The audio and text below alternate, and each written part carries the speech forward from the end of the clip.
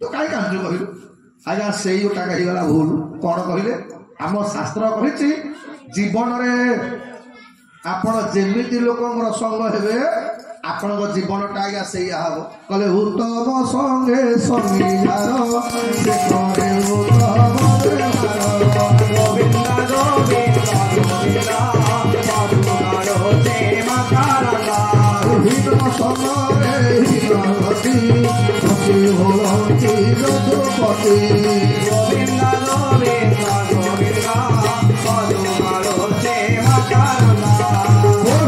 भगवान की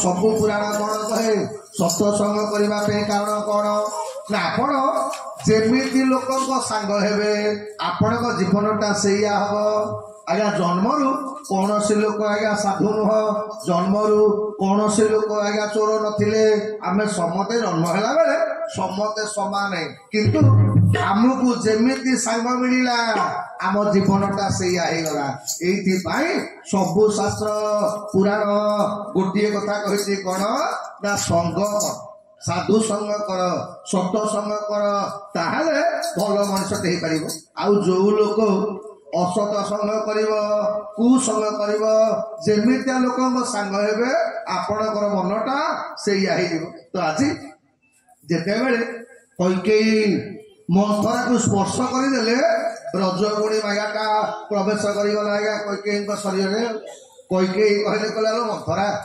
राजी राजा जी हो राजमाता जी हो तोर कौन जाऊँ कह तू तो दासी की दासी कैकेयी राष्ट्र माने कौशल्या राजमाता हेले जहा मु राजमाता हेले भी सैया तोर तो दासी रू परिवर्तन हमार नहीं तू कांदुचु कौन पे कह मंथरा बुझेला कला बुझिलु मोर गोटे गप माने गोटे मु उपाख्यान कहूँ मन रखे कले मंथरा आज 6-7 दिन भाई अशुभ स्वप्न देखुचिलु कहीं मो मनटा भारी व्याकुल हो मंथरा दांत चिपिला कहला एते बेलू ताले पड़ी जीव कुआड़े कहला मंथरा कहला कैकेयी एबे भी किसी असुविधा है एबे भी समय अच्छी काली राति पाइले तो पुओ रामको तो पुओ भरत राजगादी बसो ना केमी ना शुणु राजा तते जो दीटा बर दे बोली कहितले से बर दीटा आज मागी दे सुतरी राजू राम बनवासु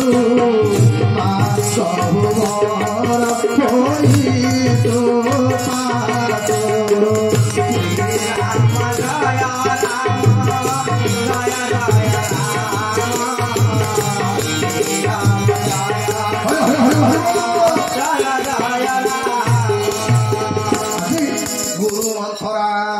कैकेयी गोटे गला गला कैकेयी शुणु एमती हेले राजा तते बर देवेनि बा राजा को बर पाइबाकू हेले एक थिले भिक मिले एमती राणी बेसरे गले राजा मनटा तो हबनी गोटे काम करे भल शाढ़ी गुड़ाक फोपाड़ी फिंगी दे चिंडा शाढ़ी गोटे कला शाढ़ी गोटे पिंधि आउ अलंकार तक हाथ ओह्लई दे मुंडू सिंदूर पोछि दे केवल खटर माने भूमि महिला है शुआ तापर कथा बुझे शुणु राजा जीवे तते बहुत तेलैबे तते बहुत कहे किंतु तू राजा कथा शुणुनि केवल अपेक्षा करू राजा को सर्वप्रथम नियम करदो जे तमे नियम कर मु जहाँ मागिबी राम कणारे नियम करू कारण मंथरा जानी राजा दशरथ राम को एते भल पाती जदि राम कणारे नियम करदेवे अर्थ आउ से बचन भ्रष्ट हेबेनि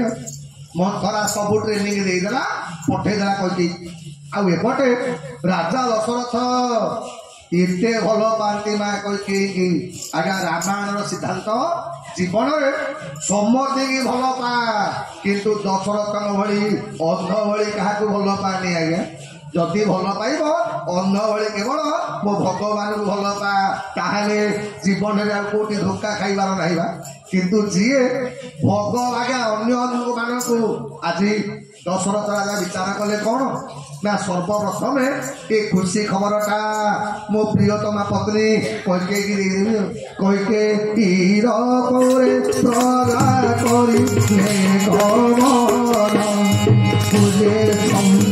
रानी मोर প্রেম আনন্দমন সুর সুর করে সে পুরকু সে গমন সুর পুরকু সে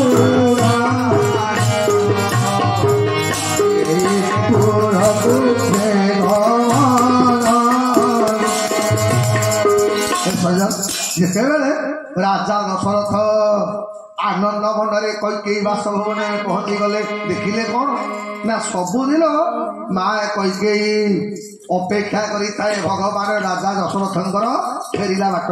ସେଦିନ କିନ୍ତୁ କୈକେୟୀର ଦେଖା ନାହିଁ। ମନ୍ଥରା ଛିଡ଼ା ହେଇଛି। ଦଶରଥ ପଚାରିଲେ କହିଲେ ହେ ମନ୍ଥରା ହେ ମୋ ସ୍ୱାମୀ ଆଜ୍ଞା ମୋ କୈକେୟୀ କୁଆଡ଼େ ଗଲା? ମନ୍ଥରା କହିଲା ରାଜା ମୁଁ ଜାଣିନାହିଁ।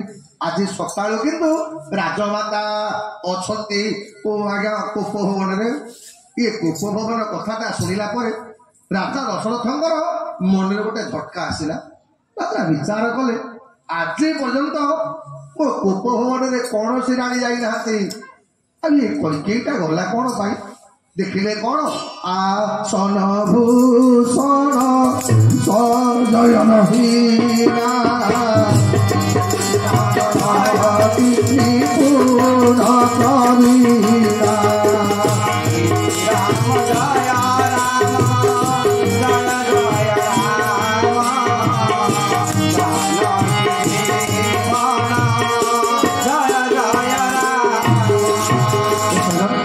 ରାଣୀଙ୍କର ରାଜାଙ୍କର ନଜର ପଡ଼ିଗଲା ପ୍ରାଣପ୍ରିୟା ପତ୍ନୀ କୈକେୟୀ ଖାଲି ତାରେ ଶୋଇଛି ଭୂମି ଉପରେ।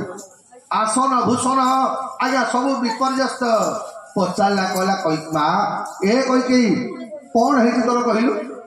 ଜାଣିଛୁ ଆଜି ଏମିତି ଗୋଟେ ଖବର ତତେ ମୁଁ କହିବି ଯୋଉଟା ଶୁଣିଲେ ତୁ ଆନନ୍ଦିତ ହେଇକି ମତେ ଆଲିଙ୍ଗନ କରି ପକେଇବୁ। ଏ କୈକେୟୀ ଛାଡୁ ଉଠୁ। ଜାଣିଛୁ ତୋ ପୁଅକୁ କାଲି ରାତି ପାଇଲେ ମୁଁ ରାଜଗାଦିରେ ବସଉଛି।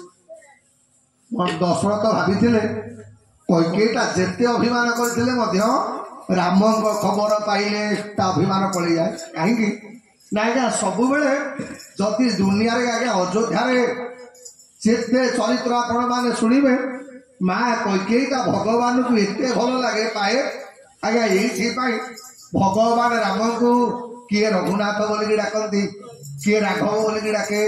ମା କୌଶଲ୍ୟା ଭଗବାନଙ୍କୁ ଆଜ୍ଞା ରାଘବ ବୋଲିକି ଡାକନ୍ତି। କିନ୍ତୁ ମା କୈକେୟୀ ଭଗବାନଙ୍କୁ ରାଘବ ଡାକୁଥିଲା ବେଳେ କୌଶଲ୍ୟା କିନ୍ତୁ ଗୋଟେ ନୂଆ ନାଁ ଦେଇଥିଲେ ଆଜ୍ଞା।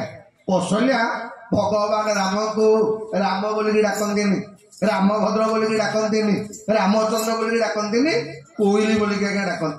ଆଜ୍ଞା ଆମେ ଯେମିତି ପିଲାଙ୍କର ନାଁ ସବୁ ଗୋଟେ ଗୋଟେ ଦେଇନଥାଉ, ଗୋଟେ ପିଲାର କାହା ନାଁ ବେଙ୍ଗ ଥବ, କାହା ନାଁ ଚଢେଇ ଥବ, ଏମିତି ଆଜ୍ଞା ନାଁ ସବୁ ଗେଲେରେ ଦିଅନ୍ତି।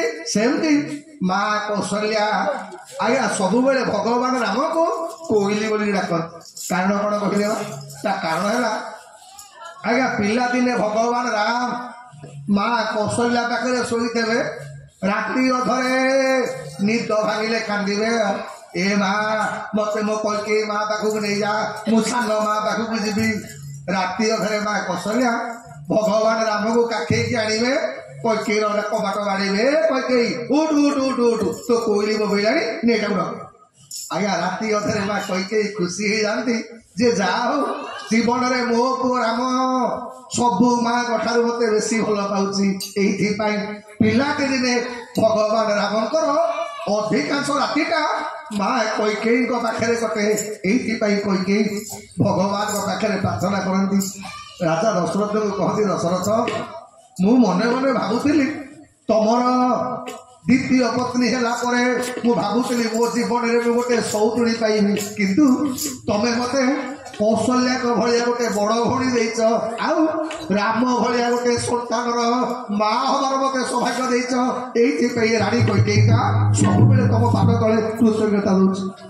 ଆଜି ଭଗବାନ ଦଶରଥ ବିଚାର କଲେ ଯୋଉ କୈକେୟୀ ତା ପୁଅ ରାମକୁ ଏତେ ଭଲ ପାଏ, ଆଜି ଯେତେବେଳେ ମୁଁ କହିଦେବି ରାତି ପାଇଲେ ରାମ ରାଜା ହବ, ଇଏ କୈକେୟୀ ସବୁତକ ଅଭିମାନ ଭୁଲିକି ମତେ କୁଣ୍ଢେଇ ପକେଇବ। ଯେତେବେଳେ ଦଶରଥ କହିଲେ କହିଲେ ରାଣୀ ଜାଣିଛୁ ରାତି ପାଇଲେ ତୋ ପୁଅ ପ୍ରିୟତମ ରାମ ରାଜଗାଦିରେ ବସୁଛି। ଭାବିଥିଲେ କୈକେୟୀର आनंद हो कि किसी कहलानी राजा दशरथ पचारे कही कौन बाहाघर ठार आज पर्यंत केबे अभिमान करनी केबे कौन सी कथार मो रागिनी केबे कौन सी कथार मत सन्देह करनी आज पर्यंत कौन सी कथार कांदिनी आज कांदार कारण कौन राजा दशरथ पचारे कले कही तते किए कौन अपमान देती कई मना कला बोला तते आउ कौन किसी असुविधा कई मना कला बोला अच्छा तोर कौन दरकार कह कई गला हो दरकार कली कहूच जे आज बंद मत कौन देच कहल दशरथ कहला लो देवी कौन जहाँ मागिबू ए जीवनटा भी तते देदेवी मुझे एत भल पाए तते तो आसिक कोपने शोचु उठ उठ उठ कौन दरकार कह ना छाड़ हे तमें कौन दब दीटा बर दब बोली कही तो तुम आज मुझे देलनी दशरथ हसिले कहे दीटा बर पे तू एत नाटक करुचु दीटा बर नुह ये राजा दशरथ प्रतिज्ञा करुच्ची 200टा बर तो दबू कौन मागुचु ना मत कई गला सेमती मागिबिनी मागिला पूर्वर तमें राम कलार शपथ कर मुझे जहाँ मागिबी तुम मत से दब कई माने दशरथ विचार कले आज पर्यंत मो प्रियतमा पत्नी कई जिते बेले भी जहाँ मागे केवल राम को मागे बोले ओहो काली पुओ मोर राजाभिषेक हम तो यही बोधे राम को कौन गोटे भल जिनस मागब दशरथ हसिले बोले हे मु राम कनारे शपथ करके कहूँ तू जहाँ मागेबू तो मुझे देदेवी आज्ञा जयंती भगवान राम कनारे शपथ हो गला गुरु मथरा बतईला कहलो जिते बेले राजा राम कणारे शपथ करेंगे तापर वर मागू सांगे सांगे आरंभ कले सुन प्राण प्रिय भावत जीता भरत हिता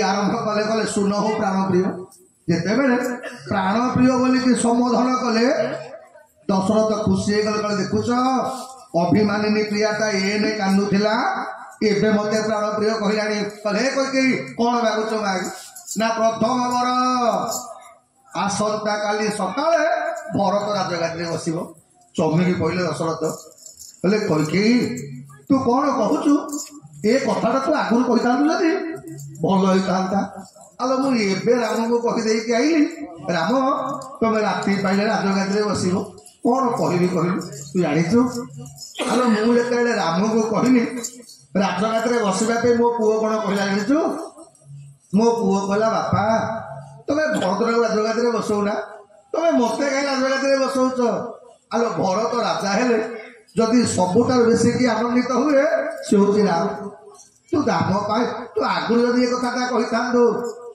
कई क्रोधरे प्रज्वलित होगला कला राजा पिला भाया कांदुच कौन पे भरत कौन तुम पुह नुह गोटे गाड़ीच ना से कथा कहूनी लो आम रघुवंशर नियम मुझे कहीदे आई कह जो राम को कहली तमें एबे राजा हम केमी मना करी तुम राजा हबनी बोलिकी यही गोटाक मत बेसी कष्ट दौच अच्छा कई 2 नंबर वर कौन ना माँ गहु दूसरी बर कर जोरी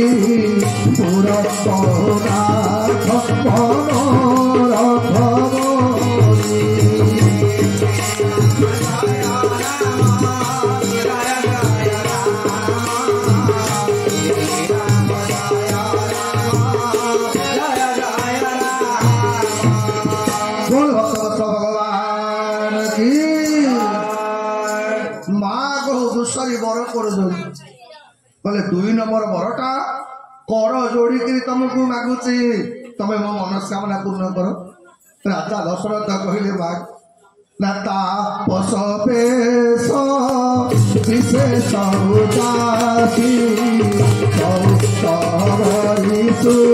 राम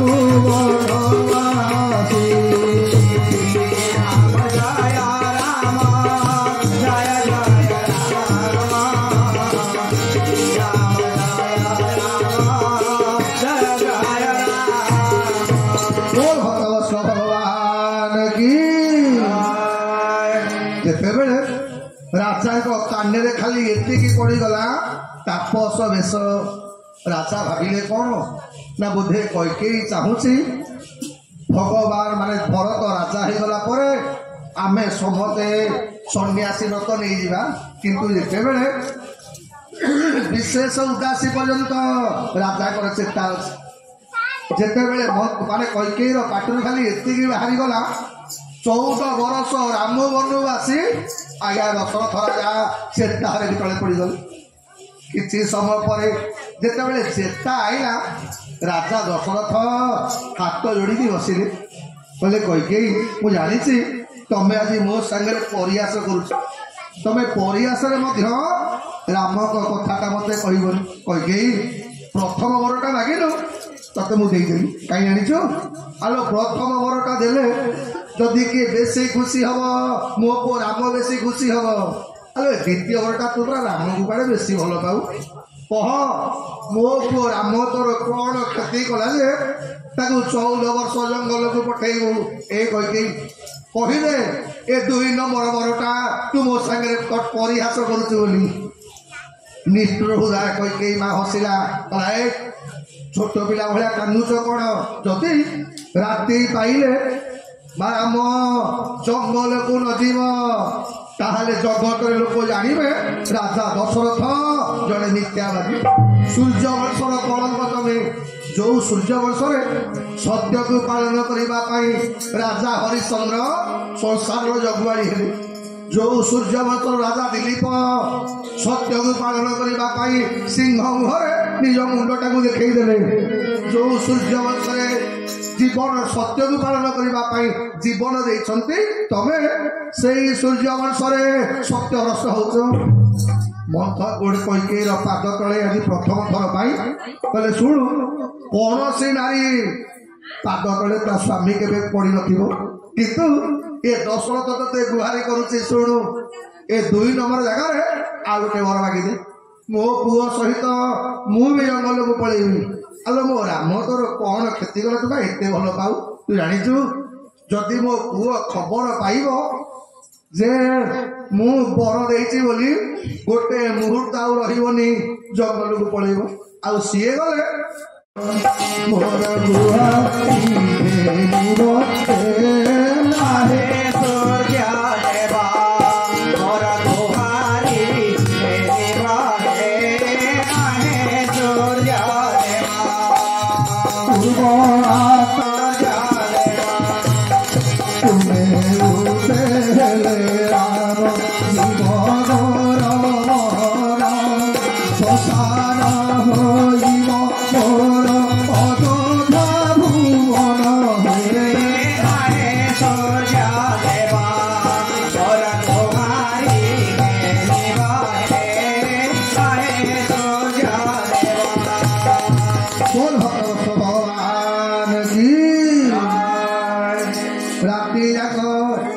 ଦଶରଥ ରାଜା କେତେବେଳେ କୈକେୟୀକି ଭୁଲ ମାଗୁଛନ୍ତି ହେ ଶଙ୍କର ଭଗବାନ ମତେ କ'ଣ ପାଇଁ ତମେ ମୃତ୍ୟୁଦଣ୍ଡ ଦଉନ ସୂର୍ଯ୍ୟ ନାରାୟଣ ପ୍ରାର୍ଥନା କରୁଛନ୍ତି ହେ ସୂର୍ଯ୍ୟବଂଶର ପ୍ରତିଷ୍ଠାତା ତମେ କାଲିଠାରୁ ଆଉ ଆକାଶରେ ଜମା ଉଦୟ ହବନି ଏମିତି ହେଇକି ଆଜ୍ଞା ପ୍ରଭାତ ସମୟ ହେଇଗଲା ରାଜା ଦଶରଥ ବାରମ୍ବାର ଗୋଟିଏ ପ୍ରଶ୍ନ ଏ ମାନେ ଭଗବାନ ମାନେ ବାରମ୍ବାର କୈକେୟୀ ପାଦ ତଳେ ଗୋଟିଏ ଗୁହାରି ଭାତ ସମୟ ସକାଳ ହେଇଗଲା ଅଯୋଧ୍ୟାରେ ରାତି ଆଗ କେହି ଶୋଇନା ସବୁଦିନ ରାତି 4ଟା ବେଳେ ରାଜା ଦଶରଥ ଲକ୍ଷ୍ମୀ ନାରାୟଣଙ୍କର ପୂଜା କରିବାକୁ ଯାଆନ୍ତି ତ ସେଦିନ ବ୍ୟତିକ୍ରମ ହେଇଗଲା ଦଶରଥଙ୍କ ଘର କବାଟ ଖୋଲୁନି ଅଯୋଧ୍ୟାର ପ୍ରଜାମାନେ ମନ୍ତ୍ରୀ ସୁମନ୍ତ୍ରଙ୍କ ପାଖକୁ ଦୌଡ଼ିଲେ କହିଲେ ସୁମନ୍ତ୍ର ଭଲ ଏ ରାଜାଙ୍କ ଦେହ ଖରାପ ହେଲା ନା କ'ଣ ଆରେ ସବୁଦିନ ରାତି 4ଟାରୁ ମୋ ରାଜା ଠାକୁର ପୂଜା କରିବାକୁ ଯାଆନ୍ତି ଆଜି ଏପର୍ଯ୍ୟନ୍ତ ବାହାରକୁ ଭାବୁନାହାନ୍ତି କ'ଣ ପାଇଁ ସୁମନ୍ତ୍ର ତରବର ହେଇକି ଭିତରକୁ ଗଲା ବେଳେ ମନ୍ଥରା ବତେଇ ଦେଲା କହିଲା ଏ କମନ୍ତ୍ରୀ ସୁମନ୍ତ୍ର ତମ ରାଜା ବାସବ କୋପ ଭବନ ଭିତରେ ଅଛନ୍ତି ଆଜ୍ଞା ଯେତେବେଳେ କୋପ ଭବନ ଭିତରେ ପ୍ରବେଶ କରିଗଲେ ରାଜା ମୋ ଦଶରଥ ଅଛନ୍ତି କେମିତି ନା ରାମ ରାମ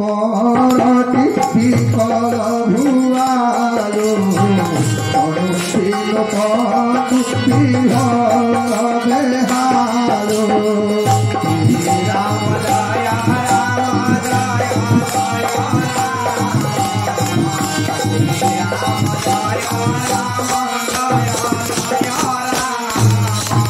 ଜୟ ଭକ୍ତବତ୍ସ ଭଗବାନ କି ଜଗତରେ ଆଜ୍ଞା ରାଜା ଦଶରଥଙ୍କୁ ଯାଇକି ପ୍ରଣାମ କଲା ବେଳେ ନଜର ପଡିଗଲା ସିଂହାସନ ଉପରେ ମା କୈକେୟୀ ବସିଛି। ଆଉ ଡେଣା ଦିଟା କଟିଗଲେ ପକ୍ଷୀ ଯେମିତି ଛଟପଟ ହୁଏ ରାଜା ଦଶରଥ ସେମିତି କାଲିକି ତଳେ ଗଡୁଛନ୍ତି। ଇଏ ଯେତେବେଳେ ରାଜା ବୋଲିକି ପ୍ରଣାମ କଲେ ସାଙ୍ଗେ ସାଙ୍ଗେ ଦଶରଥ କଲେ ସୁମନ୍ତ୍ର ଇଏ ରାଣୀ ନୁହଁରେ ଏଇଟା ଗୋଟେ କାଳ ନାଗୁଣୀଟା ମତେ ଆକ୍ରମଣ କରିଛି। ମୋ ଅଯୋଧ୍ୟା ତାକୁ ଆକ୍ରମଣ କଲା ପୂର୍ବରୁ ଇଏ କୋପ ହୋଟା ସବୁଦିନ ପାଇଁ ତାଲା ପକେଇ ଦେଇକି ପଳେଇଯା। ସୁମନ୍ତ୍ର ବୁଝିପାଇଲେନି ଯେ ଯୋଉ ରାଜା ଗତକାଲି ଯୁବକ ଭଳିଆ ସବୁ କାମ କରୁଥିଲେ ଆଜି କାନ୍ଦୁଛନ୍ତି କଣ ପାଇଁ। କୈକେୟୀ କଲା ହେ ସୁମନ୍ତ୍ର ତମକୁ ମୋ ଆଦେଶ ତମେ ଯଥା ଶୀଘ୍ର ରାମକୁ ଡାକି ଆଣ। ରାତି ଯାକ ରାଜାଙ୍କର କଣ ହେଇଛି କି ଜାଣି ଖାଲି ରାମ ରାମ ହଉଛନ୍ତି। ଦଶରଥ ହାତ ଧରି ପକେଇଲେ କହିଲେ କୈକେୟୀ ତୁ ରାତି ଯାକ ଦେଖିଲୁ ଏ ତୁ ପୁଣି ରାମକୁ ଡାକୁଛି। କୈକେୟୀ ତ ଗୋଡ ତଳେ ପଡିକିରି କହୁଛି ତୁ ରାମକୁ ଖବର ଦେଇନିବା। ମୋ ପୁଅଟା ସତ୍ୟବ୍ରତ ଯଦି ଜାଣିବ ତା ବାପା ପ୍ରତିଜ୍ଞା କରିଛି ବୋଲି ଗୋଟେ ମୁହୂର୍ତ୍ତ ରହିବନି। କୈକେୟୀ ତୁ ଚାହୁଁଛୁ ତ ସ୍ୱାମୀଟା ମରିଯାଉ ବୋଲି। ଆଜ୍ଞା ନିଷ୍ଠୁର ହୃଦୟ କୈକେୟୀ ମା ମୋର ସୁମନ୍ତ୍ରକୁ ଜବରଦସ୍ତ ପଠେଇଲା କହିଲା ସୁମନ୍ତ୍ର ଯା ରାମକୁ ଖବର ଦିଅ। ଆଜ୍ଞା ସୁମନ୍ତ୍ର ଯେତେବେଳେ ପହଞ୍ଚି ଗଲେ ଭଗବତୀ ମା ଜାନକୀଙ୍କ ସହିତ ଭଗବାନ କଥା ହଉଛନ୍ତି। ଭଗବାନ ମୋର ସମସ୍ତଙ୍କୁ ପ୍ରଣାମ କରନ୍ତି। କହିଲେ କାକା ଆପଣ ମୋ ଘରକୁ ଆଇଲେ ମତେ କହିଲେନି କଣ ଦରକାର ଅଛି। ସୁମନ୍ତ୍ର କହିଲା ପ୍ରଭୁ ଆପଣଙ୍କ ବାପା ଆପଣଙ୍କୁ ସ୍ମରଣ କରିଛନ୍ତି। ବାପା ଡାକୁଛନ୍ତି ଶୁଣିଲା ପରେ ଖାଲି ପାଦରେ ଭଗବାନ ମୋର ଦୌଡ଼ି ଦୌଡ଼ିକି ଯାଉଛନ୍ତି। ଯେତେବେଳେ ପହଞ୍ଚିଗଲେ ଦେଖିଲେ କଣ ଆସନ ଭୂଷଣ ସତ୍ୟହୀନା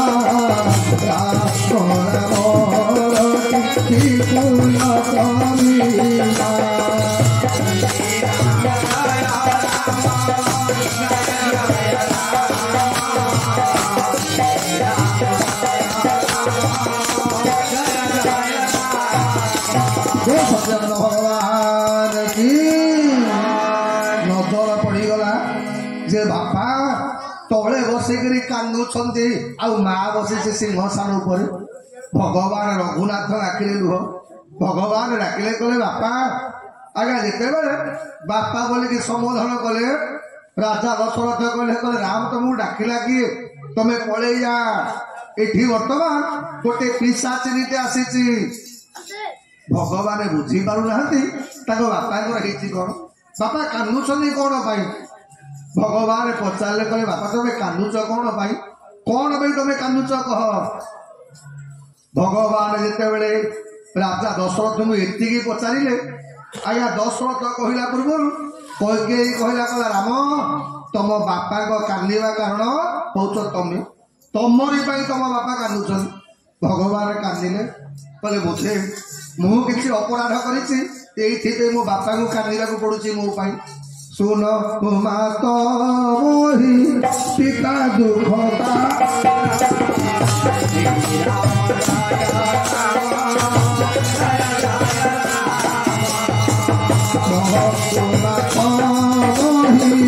ପିତା ଦୁଃଖ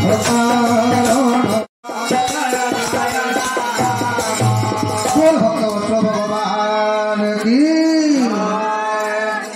ଭଗବାନ ପଚାରିଲେ କହିଲେ ମା କହ ମୋ ବାପା କାନ୍ଦିବାର କାରଣଟା କଣ କହ। କୈକେୟୀ କହିଲା ତମ ବାପାଙ୍କ କାନ୍ଦିବାର କାରଣ କେବଳ ତମେ। ଭଗବାନ କାନ୍ଦିଲେ କହିଲେ ମା ମୁଁ ଏମିତି କଣ ଅପରାଧ କଲି ଯେ ମୋ ବାପାଙ୍କୁ ମୋ ପାଇଁ କାନ୍ଦିବା ଦରକାର ପଡୁଛି। କୈକେୟୀ କହିଲା ତମ ବାପା ଏଇଥିପାଇଁ କାନ୍ଦୁଛନ୍ତି ତା କାରଣ ହେଲା ତମ ବାପା ତମକୁ ବେଶୀ ଭଲ ପାଆନ୍ତି। ଭଗବାନ କହିଲେ ମା ଏଇଟା ଖାଲି ମୋ ବାପା ନୁହଁ ଇଏ ବ୍ରହ୍ମାଣ୍ଡ ଯାକରେ ବାପା ବୋଲିକି ଯୋଉ ଶବ୍ଦ ଆଜ୍ଞା ସିଏ ସନ୍ତାନ ମାନଙ୍କ ପାଇଁ ଯିଏ ଲୁଚେଇ ଲୁଚେଇ କାନ୍ଦନ୍ତି ତା ନାଁଟା ହଉଛି ବାପା। ଆଜ୍ଞା ବାପା କାହାକୁ କହନ୍ତି ଅନ୍ତର ଭିତରେ କଠୋର। ଆଲୋ ମୋ ପ୍ରାଣ ପ୍ରିୟ ଭରତଟା ରାଜଗାଦିରେ ବସିବ, ୟା ଠାରୁ ବଳିକି ଆଉ ଆନନ୍ଦର କଥା କଣ ଥାଇପାରେ? ବାପା ତମେ ସାମାନ୍ୟ କଥା ପାଇଁ କାନ୍ଦୁଛ? ଆରେ ଯଦି ମୁଁ ଜାଣିଥାନ୍ତି 14 ବର୍ଷ କଣ, ଯଦି ମୋ ବାପା ମତେ ଅନୁମତି ଦେବେ ସାରା ଜୀବନ ମୁଁ ଜଙ୍ଗଲରେ ରହିଯିବି। କାହିଁକି ନା ବାପାଙ୍କର ଆଦେଶ ପାଳନ କରିବାର ସୌଭାଗ୍ୟଟା ସବୁ ସନ୍ତାନଙ୍କ ଭାଗ୍ୟରେ ମିଳେନି। ମା ତମେ ସାମାନ୍ୟ କଥା ପାଇଁ ଚିନ୍ତା କରୁଛ? ମା ମୋ ବାପାଙ୍କୁ ପଚାର। ମୁଁ ତ ପ୍ରଥମେ ଚାହୁଁଥିଲି ଯେ ଭରତଟା ମୋ ରାଜଗାଦିରେ ବସୁ ବୋଲି। ଆରେ ମୋ ପ୍ରାଣ ପ୍ରିୟ ଭରତ ରାଜଗାଦିରେ ବସିଲେ ଲୋକମାନେ କାଲି କାଲି ପଚାରିବେ ଇଏ କିଏ ଯାଉଛନ୍ତି? ନା ଇଏ ଅଯୋଧ୍ୟା ରାଜାଙ୍କର ବଡ ଭାଇ ଯାଉଛନ୍ତି। ସମ୍ମାନଟା ମାରା ବେଶୀ ମୋର ବଢିବ। ଆଉ ସହଜେ ଯଦି ମୋ ଭରତଟା ରାଜଗାଦିରେ ବସିବ, ମୋ ଠାରୁ ବଳିକି ଆନନ୍ଦିତ ଆଉ କେହି ନାହିଁ। ମାଲୋ ଯିଏ ଜନ୍ମ କରେ ତାକୁ ଜନନୀ କହନ୍ତି।